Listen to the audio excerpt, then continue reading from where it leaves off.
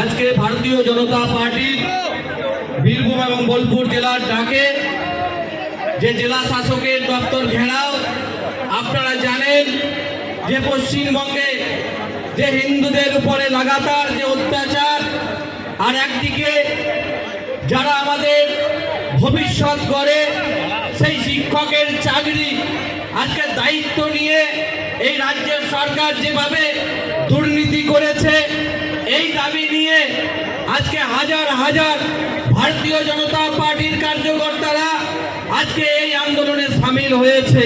তাই আমি তাদেরকে নতমস্তকে প্রণাম জানাচ্ছি। আজকের এই মঞ্চে উপস্থিত আছেন আমাদের সুবক্তা, ভারতীয় জনতা পার্টির বরিষ্ঠ নেতা এবং রাজ্যসভার সাংসদ সম্মানীয় শ্রমিক ভট্টাচার্য মহাশয়। উপস্থিত আছেন পশ্চিমবঙ্গের রাজ্যের সাধারণ সম্পাদক সম্মানীয় জগন্নাথ চট্টোপাধ্যায় মহাশয়।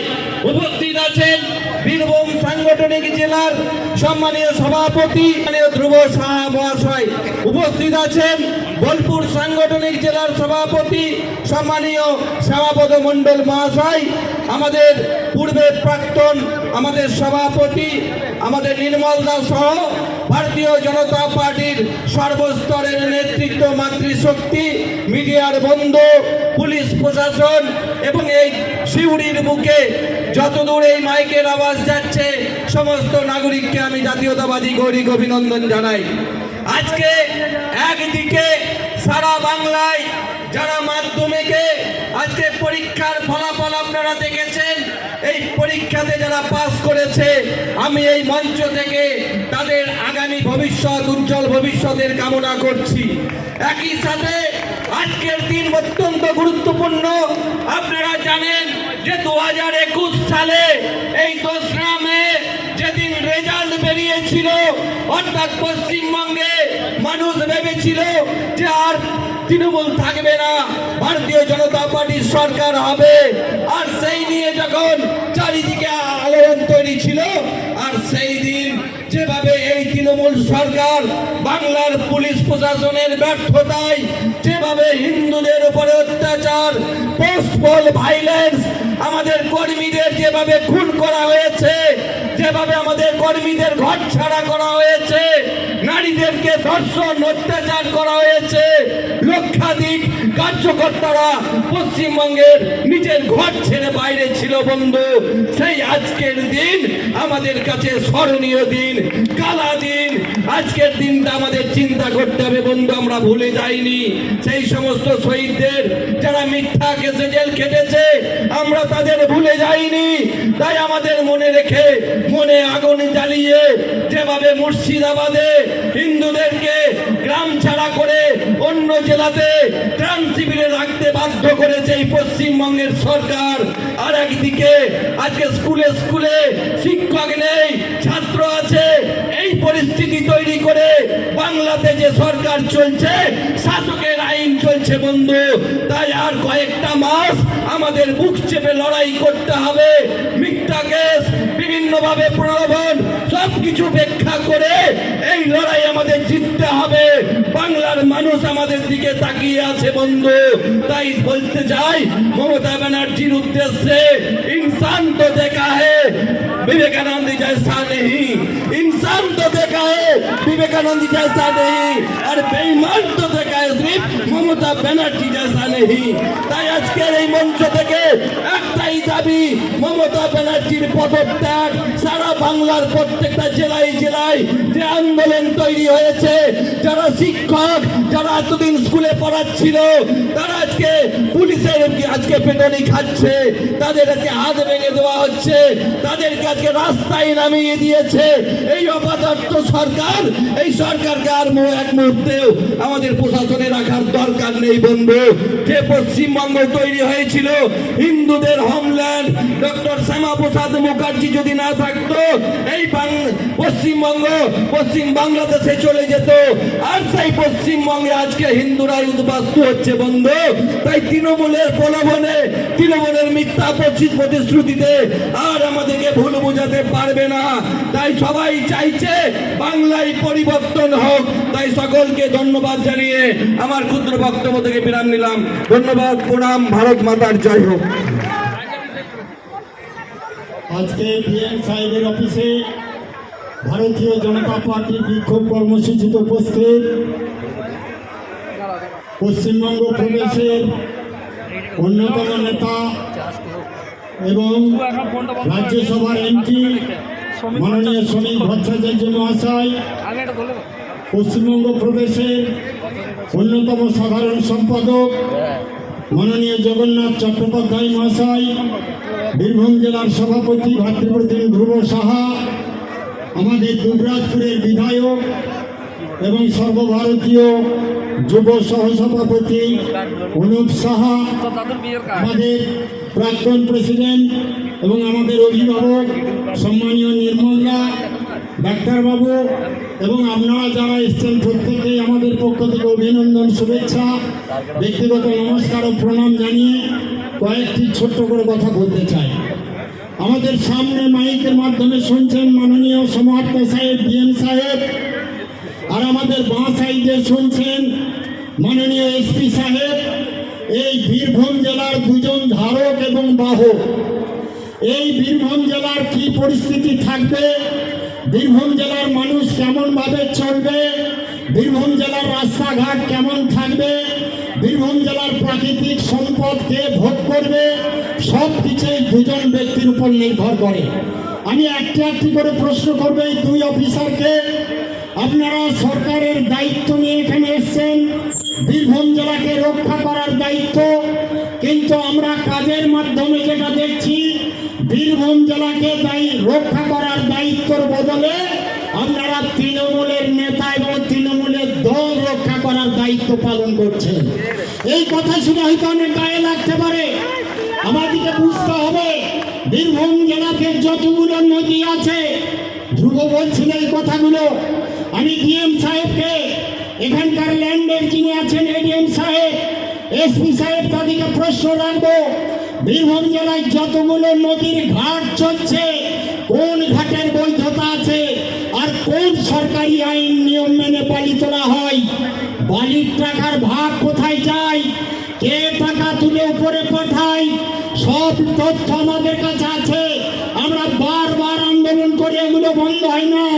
আজকে এই বিক্ষোভের মাধ্যমে আমরা বলে গেলাম যদি 5 দিনের মধ্যে অবৈধ ঘাটগুলো বন্ধ না হয় এবং সরকারি নিয়ম অনুযায়ী যদি বালি তোলা না হয়, তাহলে এই লোক নয়, আরো বৃহত্তর আরো বেশি লোক নিয়ে আমরা যে কোনো জায়গায় দরকার হলে বালির ঘাটেও আন্দোলন যাবে। তখন যেন প্রশাসন না যায়, এই কথা বলে রাখলাম।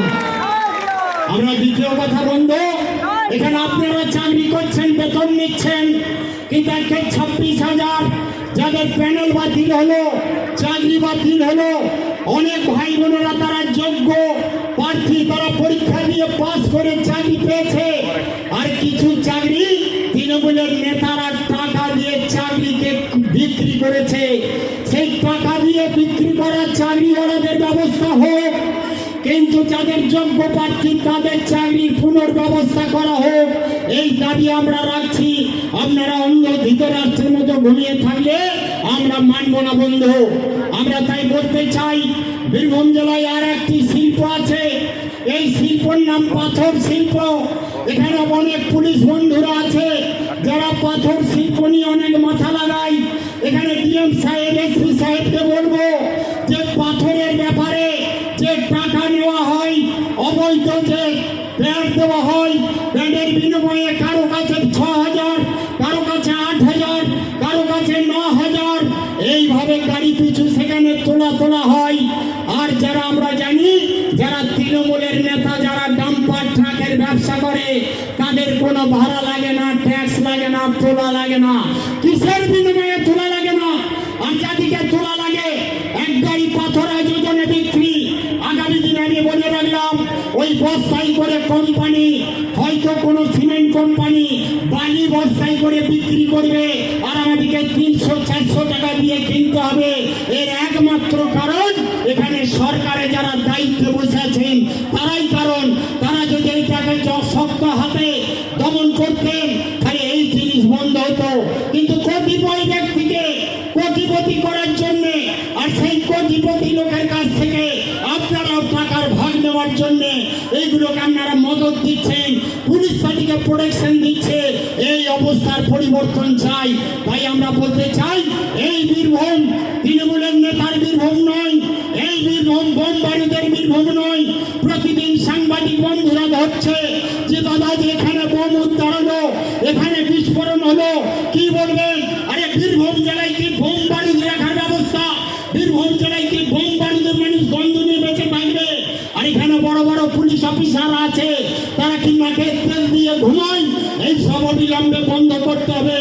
এটা বাউলের বীরভূম, কীর্তনের বীরভূম, এখানে তারাশঙ্কর বন্দ্যোপাধ্যায়ের বীরভূম, মা তারার বীরভূম, বক্রেশ্বর ধামের বীরভূম।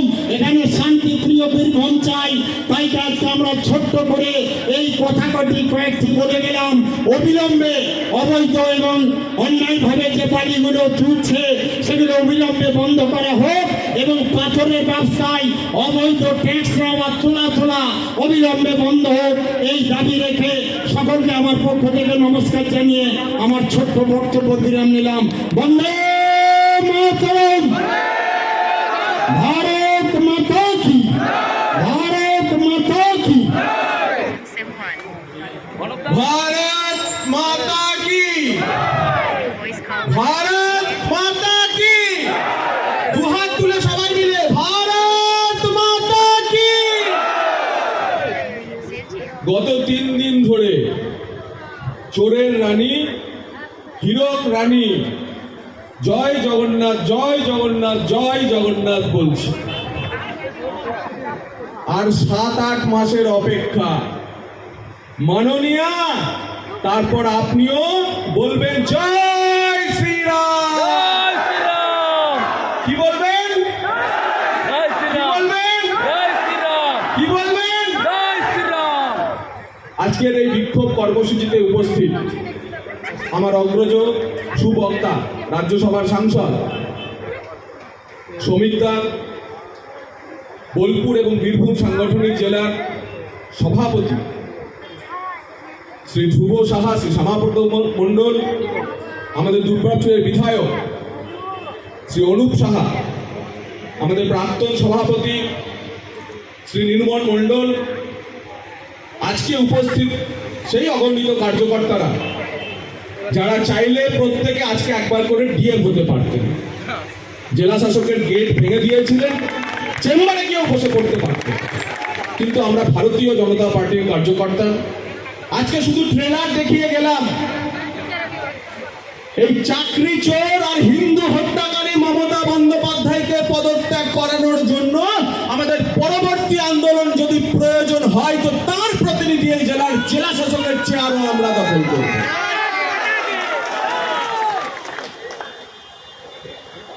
আজ এমন একটা পরিস্থিতিতে আমরা এসে দাঁড়িয়েছি যে চোরের রানীর হিন্দু হইবার শখ হইয়াছে। কেন?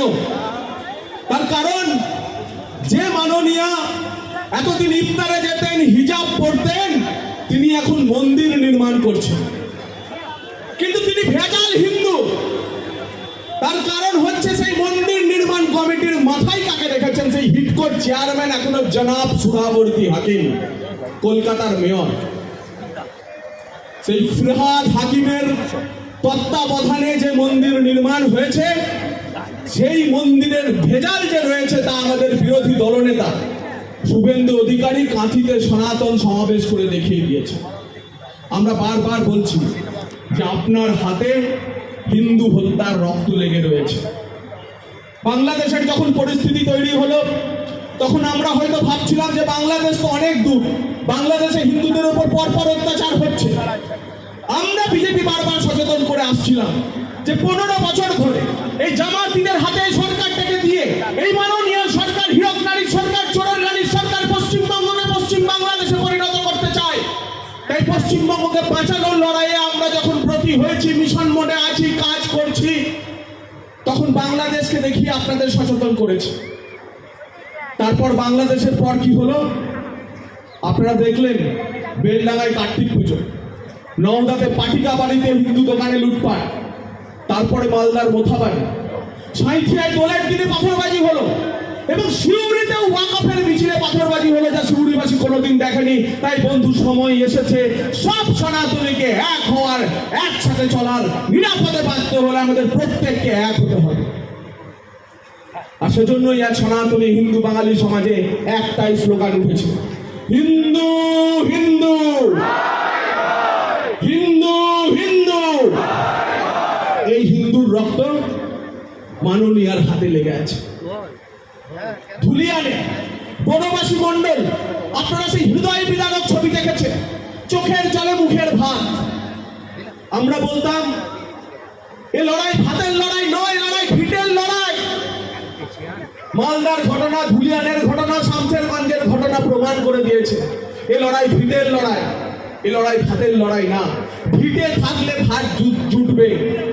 তাই ধুলিয়ান থেকে নদী টপকে, দেশি নৌকা টপকে যারা মুর্শিদাবাদে গিয়ে আশ্রয় নিয়ে আছে এখনো পর্যন্ত, যে হিন্দু ভাই বোনেরা, পরিবারগুলো, তারা বুঝতে পারছে যে বাড়ি ছিল, ভিটে ছিল, ভাতা ছিল, লক্ষ্মীর ভান্ডার ছিল, কিন্তু লক্ষ্মীর আর ইজ্জত ছিল না, লক্ষ্মীর আর সম্মান ছিল না।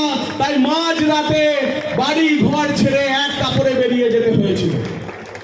এবং জেহাদিরা এসে কাউকে জিজ্ঞাসা করেনি হরগোবিন্দ দাস আর চন্দন দাসকে।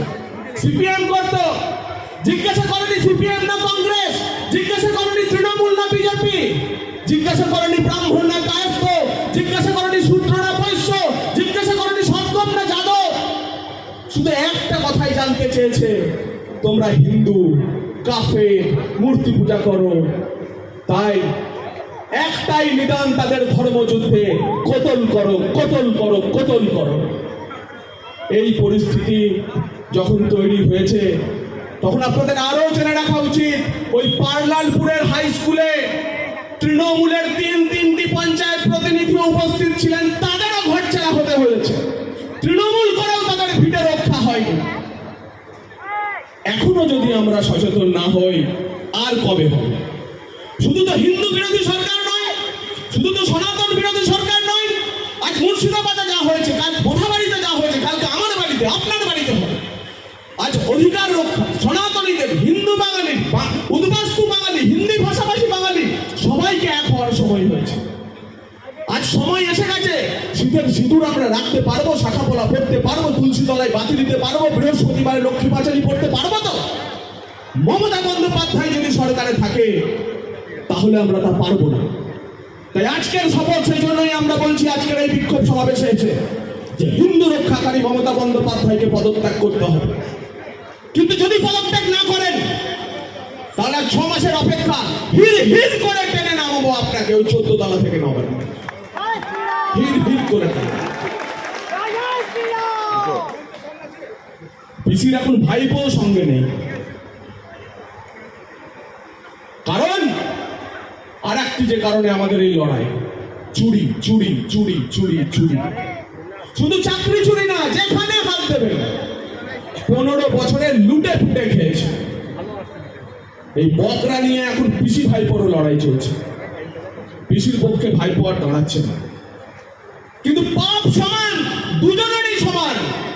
তাই আমাদের বিরোধী দলনেতা বলেছেন যে আপনাকে হারাবো আর ভাইপোকে জেলে পুরবো, দুটো কাজই আমরা হাতে নিয়েছি। কিছু কিছু কাজ নিজে করে দেখাতে হয়, নিজেরা করে দেখাতে হয়, তাতে আত্মপ্রসাদ বেশি। তাই আজ যারা এসছেন, শ্রমিকদের কথা শুনবেন, বাড়িও ফিরবেন। শ্রমিকদের মাঝে আর আপনাদের সামনে আমি আর থাকতে চাই না, কিন্তু একটাই শপথ, এই বীরভূম থেকে তৃণমূল কংগ্রেসকে উচ্ছেদ করার জন্য সব সনাতনী যদি এক হয়, এক পথে যায়, এক মুখে যায়, তাহলে কেউ আর আমাদের রুখতে পারবে না। বালি আর পাথরের টাকায়, চুরির টাকায় একদম ভীষ্ম হওয়ারও কেউ পারবে না। তাই সময় চলে এসেছে, আজকের এই 2রা মে, যেদিন বীরভূমের বুকে 5 জন শহীদ হয়েছিল। আমি ফোন করছিলাম তৎকালীন এসপিকে, অঠর ছড়ে একে একে কর্মীদের ফোন আসছিল আর কান্না শুনছিলাম। একদিকে নির্বাচন হেরেছি, অন্যদিকে 3টে থেকে ফোন আসা শুরু হয়েছে। লুঙ্গি বাহিনী একের পর এক বাড়িতে গিয়ে আক্রমণ করছে, ঘর বাড়ি ভাঙচুর করছে, মহিলাদের ব্যাপরূপ মনে পড়ছে আজকে সেই দিনগুলো। ইলামবাজারের গৌরবের কথা, মল্লারপুরের জাকির হোসেনের কথা, দুবরাজপুরের মিঠুর বাগদির কথা, নলহাটির মনোজ জয়সওয়ালের কথা, শাহাপুরের সেই বোনটার কথা যার ধর্ষণের ঘটনার তদন্ত এখনো চলছে, মেজর সেক্সুয়াল অ্যাসাল্ট নানুর এবং বোলপুরে। আর সেই কাঁদার দিন, কিন্তু আমরা কাঁদবো না। আজ শপথ নেওয়ার দিন, মমতাকে হারানোর দিন, একজোট হওয়ার দিন। থাকবেন সেই লড়াই, থাকবেন সেই লড়াই, থাকবেন সেই লড়াই। তাহলে চলুন একবার আওয়াজ তুলি, হিন্দু হিন্দু হিন্দু হিন্দু হিন্দু হিন্দু। ধন্যবাদ, অসংখ্য ধন্যবাদ রাজ্যের সাধারণ সম্পাদক সম্মানীয় জগন্নাথ চট্টোপাধ্যায় মহাশয়কে। একটি বিশেষ যারা টিএমসি এবং সিপিএম